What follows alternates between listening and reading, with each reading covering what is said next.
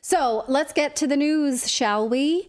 The FBI has been working with the Ukrainian army to censor social media.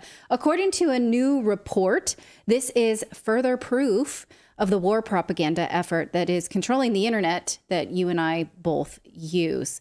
Now, where did these rules come from? We wondered this because we ourselves on this channel have been penalized for being critical of the Ukrainian army, which for more than a decade, the mainstream media has told us is problematic with reports such as this. We knew it, right? But then all of a sudden, when the war effort began, we were not allowed to say things that were once accepted truths, such as the fact that there are far-right groups inside of the Ukrainian army and the Ukrainian military. Well, now we know that there were legitimate channels, legitimate focused efforts to make sure that anyone who said those things would be punished. You guys, this is a big part of the puzzle as to why one side of the war narrative has been completely erased. And we know that it was the United States government doing this at the behest of the SBU, which is that extreme part of the Ukrainian army. This report comes from the House Judiciary Committee. It says that the FBI has been working at the request of the SBU to demand censorship on social media. Now, here's the summary they give with this kind of funny graphic. And I want to put a pin on this graphic and talk about that in a second. But what they say is that documents obtained in response to subpoenas revealed that the FBI, on behalf of a compromised Ukrainian intelligence unit, requested and in some cases directed the world's largest media platforms to censor Americans engaging in constitutionally protected speech online. Now, this first part is interesting. Can we just leave that up on the screen for a little bit longer? It's interesting that they're saying social media platforms were acting at the behest of the FBI, which were acting on behalf of the SBU. Oh, but Russia was driving it all along. I want to get back to this because their attribution to Russia is based on really thin evidence. In fact, no evidence at all. They cite the media. We're going to talk about that in a second, why they sort of but really it's Russia, because they can't really admit that the SBU may have been doing this for their own reasons because they have already been accused of being a far right group. So for our purposes, let's just consider this, that the FBI is acting on behalf of the SBU. For whatever reason, it almost doesn't matter. It does, and I'll get back to it, but let's start with that, okay? Now, here is one email that the report shows us from the FBI written to Facebook, and saying that, hey, I have some Instagram and Facebook accounts that, according to the SBU, are spreading Russian disinformation for your review and action as deemed appropriate. Now, they're not telling them to take them down per se, but they are saying, we think you should take action on it. Now, if we can just, I'm sorry, put that back on the screen for a second. If you notice a name we have seen often in that last email, Elvis Chan.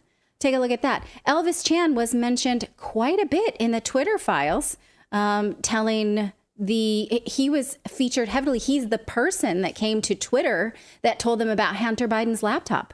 He is one of the people who was taking the lead on COVID censorship. He was a busy dude. Now, in this instance where they said, we're going to send you some spreadsheets, the spreadsheets that were attached had 15,000 individual items of content on Instagram, including posts, stories, and reels. The other spreadsheet contained a detailed registry of over 5,000 Facebook accounts, 60 of them ostensibly, 5,000 Facebook accounts, they say, that were spreading Russian disinformation with the date, the text, the URL. Plus, they did this classification system of tone as either positive, neutral, or negative, or aggressive, or lack thereof.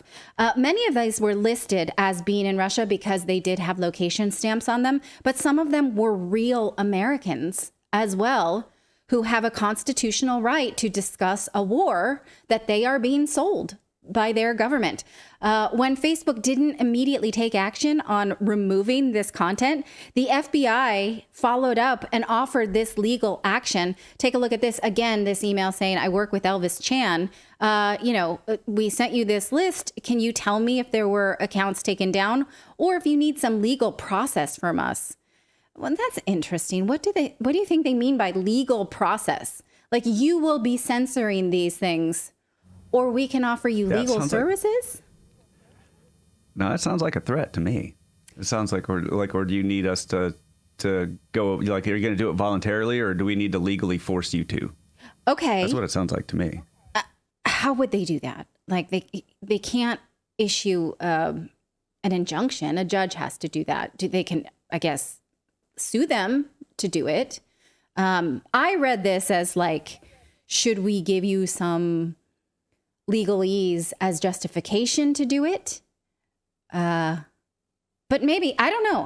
I really don't know how to read this. But it seems to be like, we're asking you to do this and we will legitimize it if needed, but you should just otherwise do it. Somehow in this list, the FBI list also included the Instagram account of @USAPO which is the official verified Russian language account of the U.S. State Department. Oops, how'd that get in there? And the FBI was not shy about telling Instagram that they were working directly on behalf of the SBU. Take a look at this email from 2022. Just for your review, the SBU requested, where appropriate, accounts be suspended. Now, why is the American government doing things that the SBU want? Why are they working on their behalf? The committee says that sadly, they even censored posts like this one of people who don't like Putin. And they're saying this as a bad thing, like, hey, here's a post of a Russian person saying, hey, we're really ashamed to be Russian. We're ashamed of our president. We didn't elect him, and they're saying, the report is saying this shouldn't be censored. This, of all things, should be elevated, if not. Again, is this in the best interest of our government, the U.S. government, to be working on behalf of the Ukrainian military to censor you or anything, really, or what you get to see? Is that in our best interest of national security? I mean, whose interest is this in? Just think on that for a second. Let me see. Is it in the interest of the Ukrainian army? Yes. Who else? Any guesses? Is it in the interest of free speech? No. No. Is it in the interest of the neocons who love and profit from war? Yes, it is. Yes. Well, and I think that it also allows them to, because we know about that ID that they're working on over there. I think it helps them with processes on how to how to automate it. Like, they go through the manual processes, and then in the back end, they're thinking, okay, now how can we automate this so that it, becomes more automated and we don't have to manually get involved? Yes, I suppose that's also true. That's something that plays into this. Absolutely. Now, recall that last week we talked about how a judge ruled that the government can no longer reach out to social media companies to tell them what to censor. After that story broke on the 4th of July, the Justice Department appealed the ruling, saying, we want you to not do this. We want to still be able to censor social media. Please, don't do this. They asked for a stay of that ruling so they can keep censoring social media. And just yesterday, that same judge denied it, saying, no, the ruling's still in place. You still cannot censor social media. You can't do it. So this censorship business that the government has been doing business with Ukraine, we know it happened last year. We here on Redacted were the beneficiaries, I would say, or the recipients of such disciplinary action. So now they can't do it anymore. They're not supposed to. The key word here is supposed to. Now, about that connection to Russia that the House Judiciary Committee says that the FBI was working with the SBU. Oh, and the SBU was infiltrated by Russia. This report offers very tenuous proof of this and only cites media reports from The Guardian and Reuters. No actual intelligence, couldn't be bothered to find that if you think that this is Russian disinformation and you're linking to the media. Okay. The one person they linked to saying that they infiltrated the SBU on behalf of Russia was actually a spy for Ukraine. Ole Kulinich was the head of the SBU in Crimea, and he had actually been spying for Ukraine on Russia. He fled to Kiev at the start of the war, and he was arrested in Kiev for having had ties to Russia, even though he was spying on Russia. I decided not to go too deep into the weeds of this Russian connection part because it's just so strange. It's very sloppy. You can read it for yourself. I'm going to link you to the original report in the newsletter tomorrow. It almost kind of doesn't matter because the point is that the FBI is working on behalf of a foreign country to censor information about a war you're being sold, and that in and of itself is bad enough. We saw this happen with weapons of mass destruction. We know that the media knew that the reports of weapons of mass destruction were bunk and chose not to run it. We know that, right? We know that this is happening again. So this sort of throwaway, but really Russia is behind this and is the bad guy is, to my mind, a bit of a distraction. And maybe it's the House Judiciary Committee saying like, oh, but we're not really saying anything bad about Ukraine. Yes, all Ukraine love them, all great, right? But this, and Russia's behind it. It feels very much like, did you guys watch 24? It's like a season of 24 where there's always one bad guy of one nationality.